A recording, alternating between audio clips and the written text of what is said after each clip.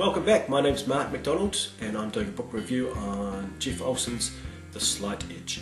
Today I want to talk to you about chapter 7 and I want to talk about rejection and how this can drive the wrong behaviours. I want to use a personal example about that and how I conquered that.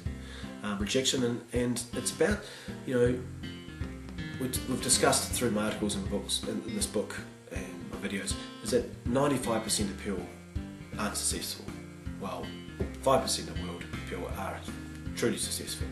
And why is that? There's a bunch of reasons there, but one of the key ones is that people the 95% are actually quite deep down are afraid of rejection. And when that stops you doing, it actually stops you taking the next step. Stops you getting out of that comfort zone, because you actually might get rejected. And the book goes on about how the author actually goes and does a sale.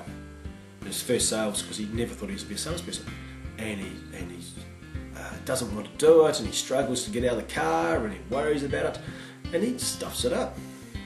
He doesn't get a sale at all, and he walks back to the car and he feels relieved, and he said, right, now instead of being negative about the sale and missing the sale, he's actually accepted the fact that, hey, he's now taken that first step, he's got out of his comfort zone. The next sale won't be as bad because he's now got that much more confidence and he's got that experience. So I want to talk to you about my fear of rejection when I was early in my corporate leadership days. And I was leading an initiative called Zero Tolerance, and it was about zero tolerance towards having customer impacting events with large telecommunication companies. So this is right across the largest one in the telecommunication company in New Zealand. And it was a culture change. So I didn't have any direct employees underneath me, apart from a small team that was helping me. So I didn't have any direct influence on how the performance of the organisation was going. But what I was trying to shift was a culture change within the organisation. And I was focusing on the senior management, the executives.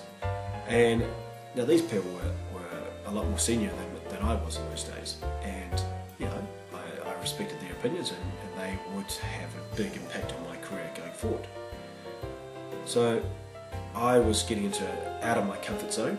I didn't have experience around shifting culture change, and I didn't have experience to talking and leading the GMs in conversations. So I had to build that. I had to get out of my comfort zone, and I was nervous. Now, why was I nervous? Not that I wasn't used to that. That was probably part of it, but it was also the fear of rejection. What happens if these guys don't like it? Did I have the right confidence level? What was I talking about? Was it right? And I was very nervous about that first one. Actually, the second one as well, and the third. But different levels.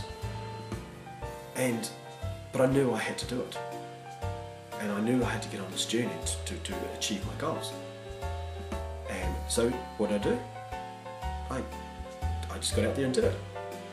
And I was probably shaking a bit, and I probably talked too much, and I probably didn't listen enough, but we got through it. And then the next one was just as bad, but it was probably actually slightly better. And the one before that, one after that was actually just that much better again. So you do conquer these things. But we have this fear of rejection. And why is that fear of rejection? You're on your journey. If you get worried about what everyone thinks and gets concerned that you're going to get rejected, you're going to get nowhere very fast. But if you think that who's the most important person I need to prove things to, and that's you. I had to prove things to myself, and that's all that counts. Be true to yourself and you'll be successful. Don't worry about what everyone else thinks.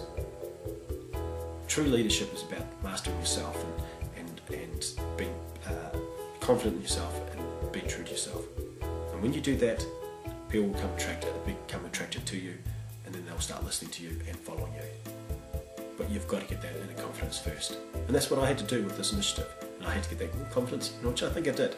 Well, I did. At the end of it, those sessions were going really well. We were very successful. And we made a big impact on the customers' and the telecommunication company's performance. And it was very rewarding to me. But what would have happened if I just refused to take that first step? You know, that's history. I've moved forward, and that's a good foundation of where I have developed to.